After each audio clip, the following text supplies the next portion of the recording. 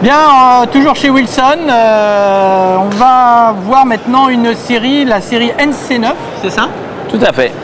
Donc une série un peu plus haut de gamme pour des joueurs un peu plus confirmés. Martin va nous expliquer tout ça. Alors la série NC9, c'est aussi une des grosses nouveautés 2009 pour nous. Alors la particularité de cette série, bon déjà elle remplace la NC6 qui avait été une série qui avait très bien marché. C'est une série qui est positionnée plus haut de gamme, c'est-à-dire qu'aujourd'hui, je parlais de la DI9, elle est à 600 € en prix de vente conseillé.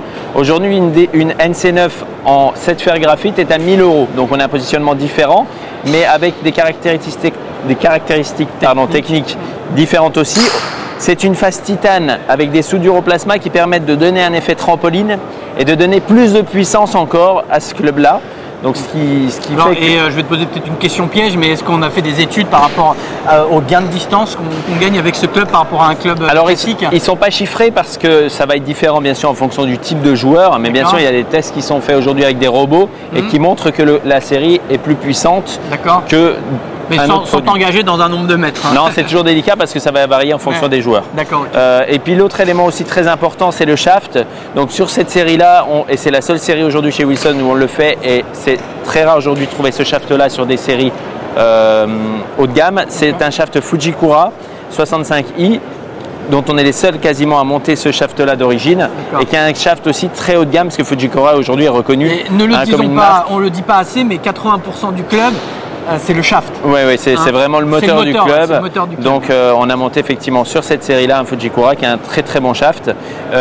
Effectivement, elle est un petit peu plus destinée à des joueurs confirmés entre guillemets par rapport à la DI9, c'est-à-dire qu'on peut aller encore à un niveau un peu au-dessus jusqu'à des joueurs à un chiffre, mais ça reste une série très tolérante, très facile à jouer. Puis l'autre particularité aussi, c'est les masses qui sont ici, on le voit positionnées, et qui sont différentes en fonction des numéros de fer, c'est-à-dire que toujours on recherche ce sweet spot en pointe sur les longs fers, et pour ceci on change les masses en fonction du numéro de fer. Bien sûr les masses ne sont pas interchangeables, mais elles sont positionnées. Je crois qu'il y a des clubs, peut-être pas dans votre marque, mais je crois qu'on peut enlever. Alors là on ne peut pas les enlever, mais elles sont positionnées différemment en fonction du numéro de fer pour avoir des caractéristiques différentes pour chaque numéro de fer. Voilà.